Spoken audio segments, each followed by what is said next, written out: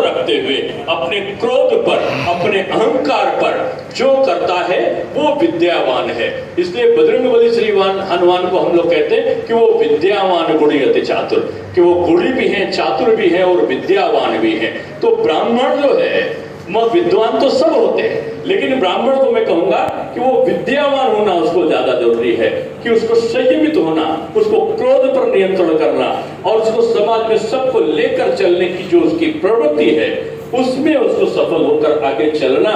मैं समझता हूं यही हमारे भगवान परशुराम के जीवन का वृत्तांत का वर्णन करते हुए हमें यही सारी चीजें उनके जीवन में आती हैं।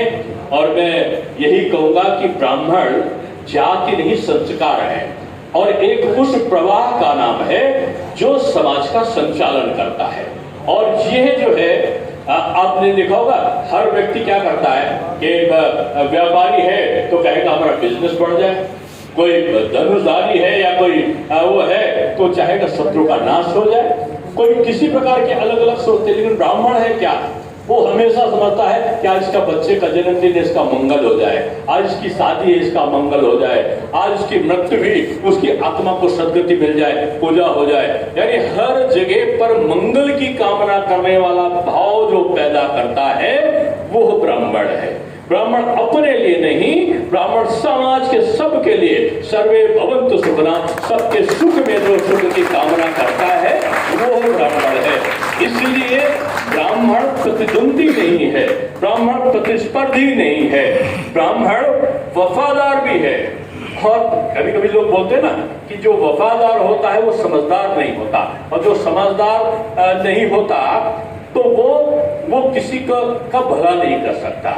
इसलिए ब्राह्मण वफादार भी है और समझदार भी है कि चाणक्य ने क्रोध में बदला भी लिया और शासन सत्ता को खुद न रखे दूसरों को दान कर दिया।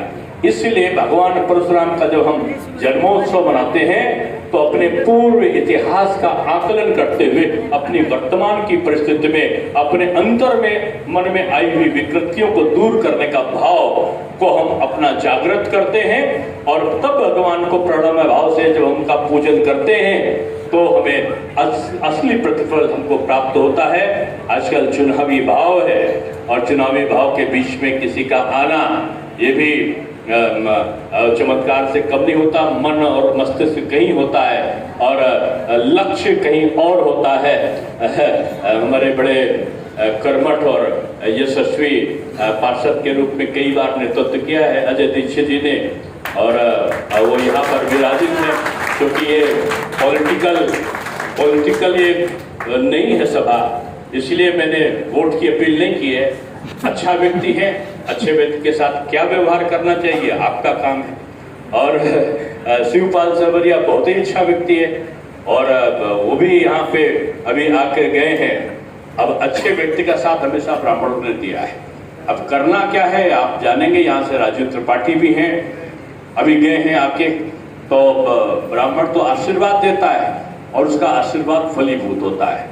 समाज का कल्याण हो, समाज में एक अच्छी संस्कारिक सरकार हो, समाज में सनातन संस्कृति का अक्षुण्ण करने वाला भाव हो और उस भाव को पूरे देश में अपनी एक ताकत के रूप में पूरे विश्व में एक विश्व गुरु के पद पर आसीन करने का एक ख्वाब हो, एक मन में स्वप्न हो, यही हम सबकी कामना है।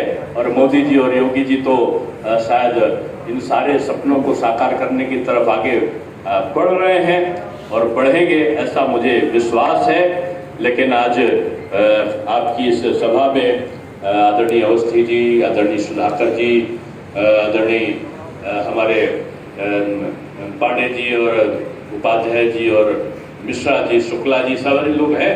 और सुनील शुक्ला को तो मैं साधुवाद दूंगा कि ये अंधाधुंध भक्त है। मैंने कहा मैं नहीं आ पाऊंगा तो उन्होंने कहा कि आप जब आएंगे तब होगा। तो मैंने कहा जन्म दोबारा नहीं हो सकता, जन्म तो कल ही